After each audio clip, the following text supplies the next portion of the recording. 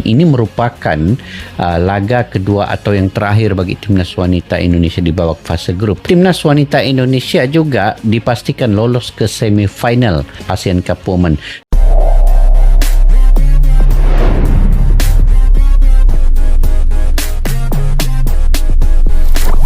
Ya, Timnas Malaysia Wanita U16 dikalahkan Indonesia ya dalam ajang kejuaraan ASEAN U16. Indonesia kalahkan Malaysia. Luar biasa. Timnas U16 lolos ke fase berikutnya dan akan menantang negara-negara besar Asia Tenggara. Luar biasa.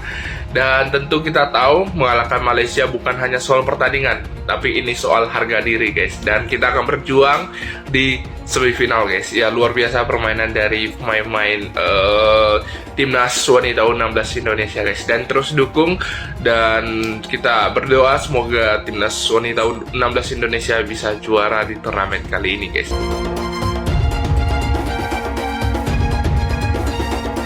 Kekalahan timnas Malaysia U16 Putri dari Indonesia dalam ajang Piala AFF Women U16 2025 kembali mengundang sorotan.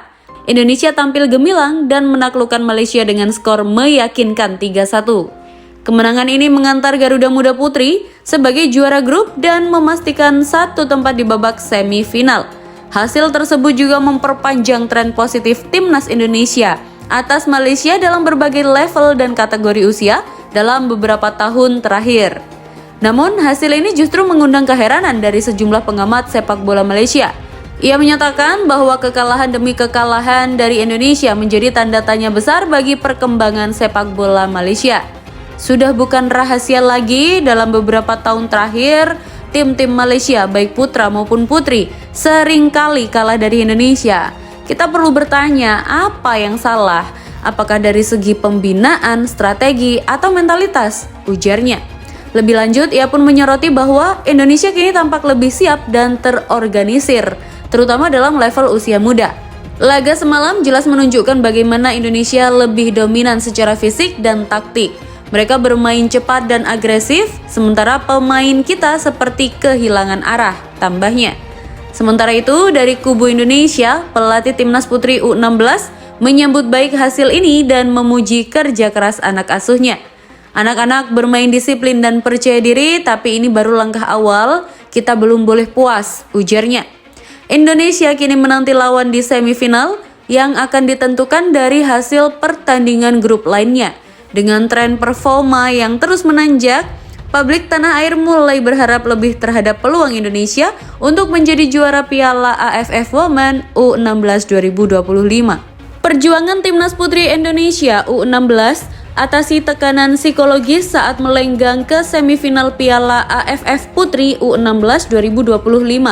Pelatih timnas putri Indonesia U16, Timo Scheuneman, sangat bangga dengan perjuangan anak asuhnya untuk mengatasi tekanan psikologis saat menumbangkan Malaysia demi melaju ke semifinal Piala AFF Putri U16 2025. Dalam pertandingan terakhir grup A yang berlangsung di Stadion Manahan Solo, timnas putri Indonesia U16 menang 3-1 lewat gol Nasiwa, Jazlyn dan Vivi Vera Fernanda.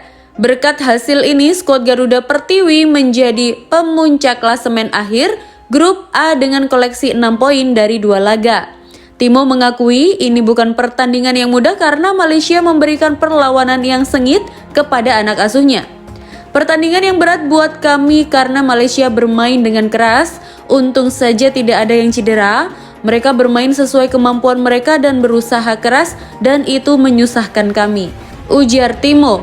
Timo menjelaskan pemainnya kini menghadapi tantangan baru. Setelah tampil apik pada laga pertama, timnas putri Indonesia U16 mulai mendapatkan atensi dari publik.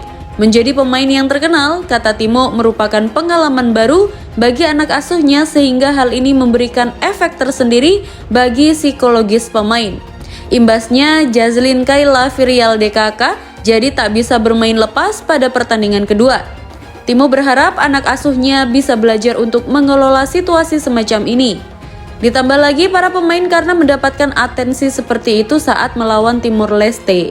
Perlu dipahami bahwa ini bukan timnas senior, jadi tidak seharusnya mereka bisa mengatasi itu, ujarnya. Ini pertama kalinya mereka mendapat atensi seperti itu, tiba-tiba disapa oleh publik, jadi ini malah membuat mereka bermain tidak lepas pada pertandingan kedua ini. Jadi inilah yang harus mereka pelajari, imbuh Timo. Menurut pelatih kelahiran Kediri itu, tekanan semacam ini memang datang dari banyak hal. Tak hanya dari fans maupun publik saja, sebab orang tua terkadang juga memberikan pressure alih-alih menyediakan support untuk anaknya. Mereka masih harus belajar menghadapi tekanan publik dan tekanan dari diri mereka sendiri. Ada juga tekanan dari orang tua yang harus saya tengahi karena terkadang jadi kontraproduktif. Orang tua memberikan tekanan bukannya support, ungkap Timo. Itulah mengapa Timo bangga dengan perjuangan anak asuhnya mengatasi situasi semacam ini saat bertanding. Baginya ini adalah sebuah pembelajaran berharga bagi pemain muda yang sedang berkembang. Mohon dibedakan antara pemain yang sedang berkembang dan pemain yang sudah senior. Jadi saya memberikan respect kepada pemain saya karena mereka bisa mengatasi itu di laga ini, walaupun tidak semaksimal yang mereka bisa, imbuhnya. Selain itu, pelatih keturunan Jerman ini mengakui kondisi cedera satu di antara pemainnya, yakni Jesslyn Kayla Aska yang mengalami cedera ACL, memberikan beban psikologis tambahan bagi anak asuhnya. Satu tim ikut merasakan terpukul karena rekannya tersebut harus absen lama akibat cedera. Meski tak perlu naik meja operasi, Jesslyn diperkirakan harus menepi selama 6 bulan untuk pemulihan. Tetapi paling tidak mereka bisa meraih kemenangan karena sudah berjuang keras dan memperlihatkan kalau mereka bisa bermain. Itu yang saya syukuri dari pertandingan kami hari ini, kata Timo. Selain itu tidak ada yang cedera juga. Tidak seperti laga pertama, Jesslyn mengalami cedera ACL. Mungkin ini juga membuat tim jadi tertekan secara psikologis. Mereka semua menangis, katanya lagi.